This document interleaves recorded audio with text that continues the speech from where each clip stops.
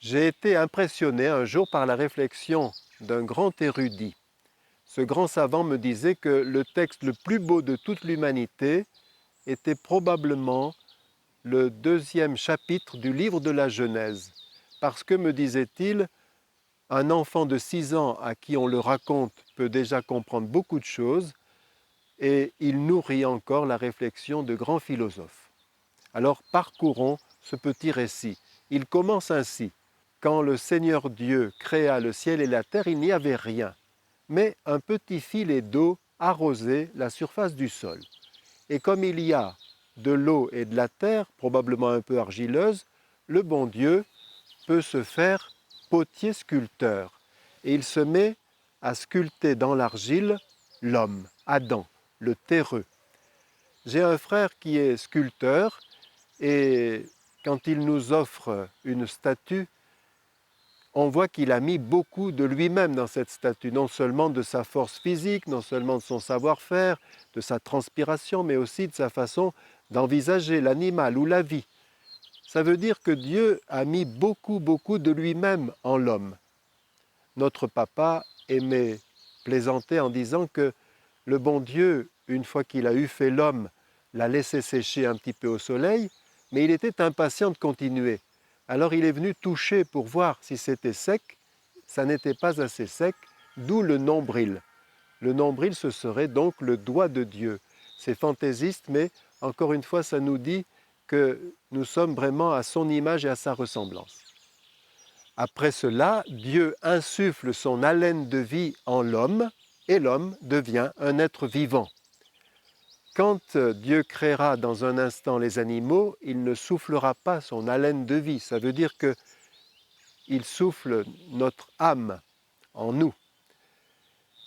Et l'homme devient un être vivant, mais il est tout nu dans sa boue. Alors à ce moment-là, Dieu se fait paysagiste, il fait un jardin.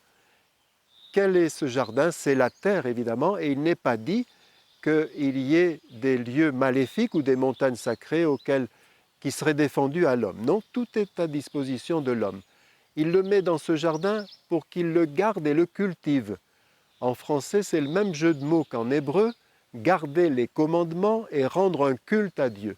Si nous avions gardé en mémoire cet ordre de garder et de cultiver, il est probable que nous n'aurions pas pollué la terre. Ensuite, l'homme a tout à disposition, les plantes, les légumes, les fruits, mais il lui manque de la compagnie. Alors, Dieu crée les animaux. Et là, coup de génie pour ce texte. C'est Dieu qui crée, mais c'est l'homme qui leur donne un nom, ce qui veut dire qu'il les domine, qu'il a barre sur eux. Il peut évidemment les dresser, les apprivoiser, il peut aussi les manger, mais il doit les respecter. Coup de génie, pourquoi? Parce qu'Israël est un petit pays, l'équivalent de 2 départements français.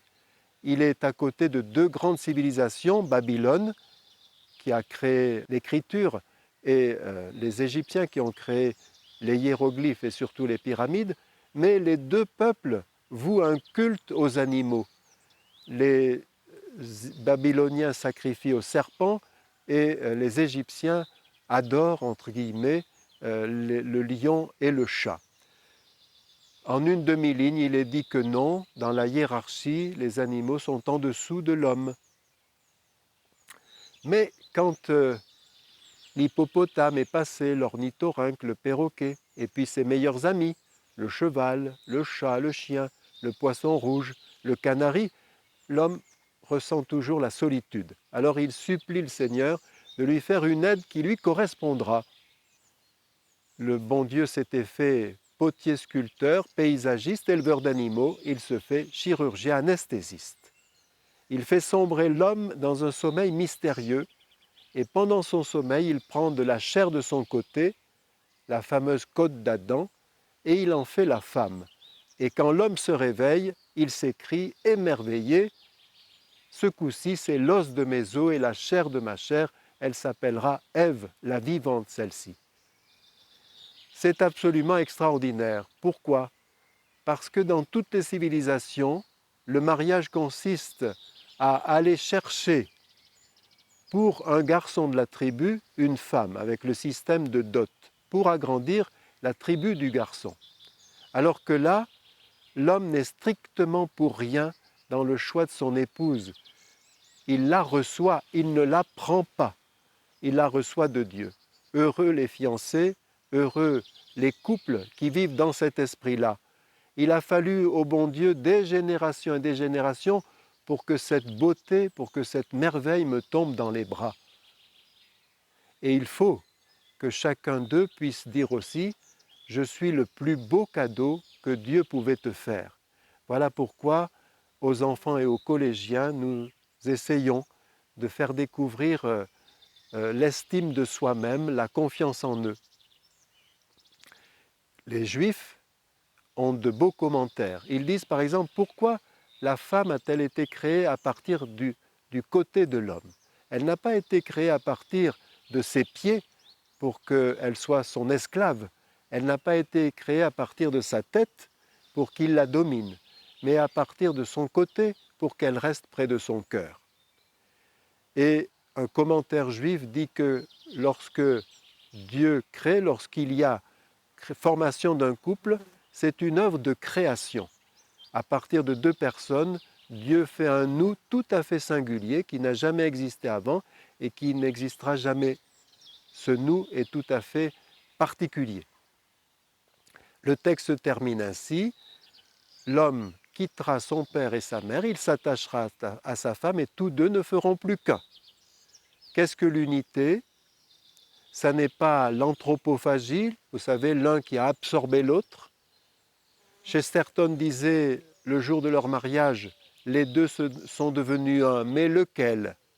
Une amie malicieuse qui connaît le mot de Chesterton dit « J'aimerais bien qu'on fasse un peu moi à son mari ». Oui, l'unité c'est une harmonie, il faut que chacun joue bien sa partition, qu'ils jouent ensemble, qu'ils évitent les anicroches, qu'ils respectent les silences et le rythme de l'autre, en pensant toujours que, comme dit Jésus, enfin il ne dit pas tout à fait ça, mais on sait qu'être chrétien c'est comme un boxeur, il y aura toujours plus de joie à donner qu'à recevoir.